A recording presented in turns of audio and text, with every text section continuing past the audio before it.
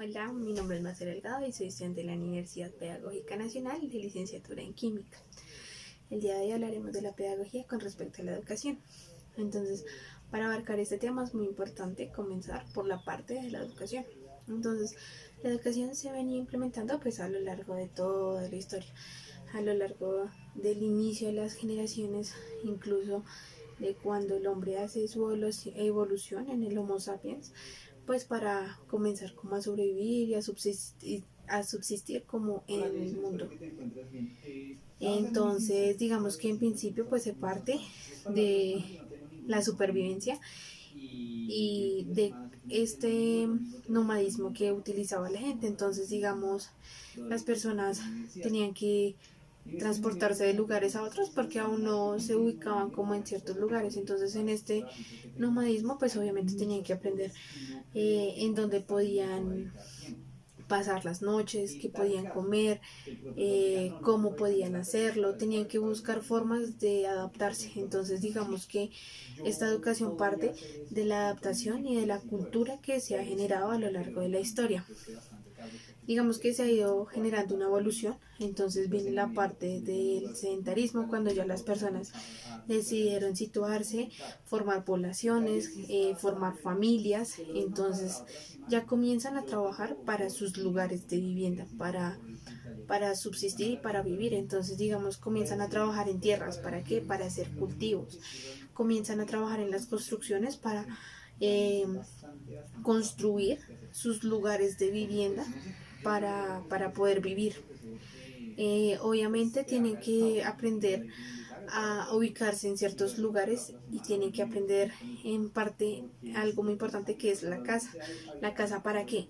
Para que ellos aprendan a, o sea, no aprendan, sino que dependen de animales y para conseguir su propia comida, su propio alimento. De alguna forma también tienen que aprender a conocer la zona en la que se encuentran. ¿Por qué? Porque ellos no pueden vivir solo de lo que tienen ahí, sino que ellos tienen que salir a buscar cosas que les sirvan para construir ese entorno que están formando. ¿Qué pasa en este caso? Ellos no lo hacen solos, entonces las generaciones futuras que vienen poco a poco, a ellas les van enseñando y les van implementando toda esta parte de la educación. Entonces les enseñan cómo deben hacer cada de estas cosas ya mencionadas, cuál es la forma correcta de hacerlas, por qué lo hacen, y así se va haciendo un ciclo en el que generación tras generación se van enseñando todas estas cosas. Y bueno, a lo largo del tiempo ya comienzan como a crearse como nuevas escuelas, instituciones, colegios, universidades, pero eso ya pasa con mucho tiempo después, y esto con la finalidad de, de enseñar cosas nuevas. ¿Por qué? Porque la evolución trae consigo muchos cambios y el hombre está en son de adaptabilidad en todo momento. Entonces digamos que tiene que adaptarse en todo momento a las condiciones en las que está viviendo, y esto le genera aprendizajes diferentes pues para la subsistencia. Entonces digamos que en este ámbito de las como de la construcción de instituciones, colegios y demás, pues vienen como personas superiores que son las que vienen a enseñar. Y que enseñan, ya no enseñan las cosas básicas para vivir con la cultura, sino enseñan los nuevos descubrimientos que atrae a la sociedad. Entonces, por ejemplo, puede ser los conocimientos que traen con respecto a cómo funciona la tierra, eh, por qué existen animales, por qué existimos, por qué hay comida, o sea, muchas preguntas que se hace en la historia a lo largo de los tiempos y que son necesarias para entender la existencia. Esto se va creando, pero entonces comienzan a existir como escalones. Y en esos escalones se ubica la gente de acuerdo como a su estrato socioeconómico y de acuerdo a su poder. Entonces digamos que las personas de los escalones más altos son las que tienen la oportunidad de acceder a esta educación súper avanzada que les enseña mucho más de lo básico. Y pues los que están como en esos escalones bajitos pues no pueden acceder porque no tienen los recursos, los medios y no son tenidos en cuenta ante la sociedad. De alguna forma es importante pues resaltar que ellos comienzan a formarse. Pero pues a lo largo de la historia, en estas formaciones, es muy importante tener en cuenta estos modelos pedagógicos de cómo se adquiere el aprendizaje. Entonces, digamos que son esenciales en las corrientes pedagógicas. ¿Y qué es la pedagogía? Entonces, pues en la pedagogía hablamos de la forma en que es enseñado, o sea, de cómo se expresa la enseñanza, de cómo hace el maestro para enseñar a su alumno que entienda y que interiorice el aprendizaje que está transmitiendo, sus conocimientos.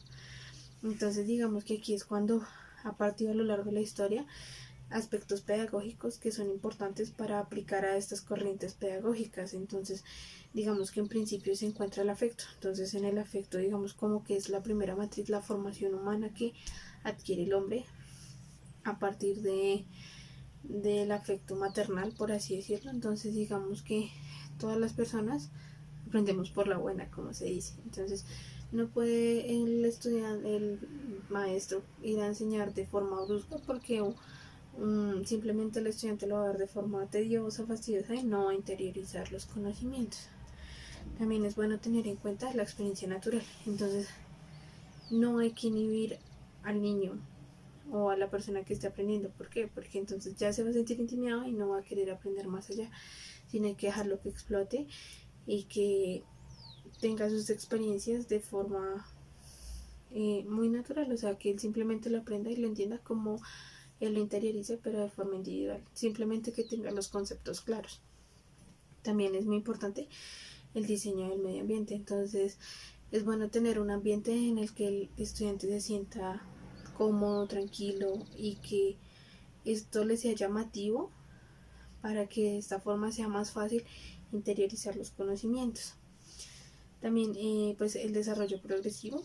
Entonces, digamos que todo va por etapas. Entonces, no le podemos enseñar a un alumno cosas de un nivel muy avanzado porque obviamente no las va a entender, sino que tiene que ir en un paso progresivo donde son como escalones en los que hay que ir reforzando cada vez más las actividades. Entonces, las actividades son muy prácticas, bueno, deberían serlo, pero esta es la forma en la que se puede como evaluar si el conocimiento sí ha sido adquirido de la mejor forma, porque pues estas como que demuestran si fue correcto la corriente pedagógica, la forma en que se explicó y si es la mejor opción para que seguir dando como las temáticas para que se interioriza el aprendizaje. Entonces, digamos, la individualización también es muy importante. ¿Por qué? Porque el estudiante se propone retos que tiene que cumplir. Entonces, digamos, estos retos los tiene que hacer él solo, pues para probar su conocimiento, lo que él mismo aprendió en el momento.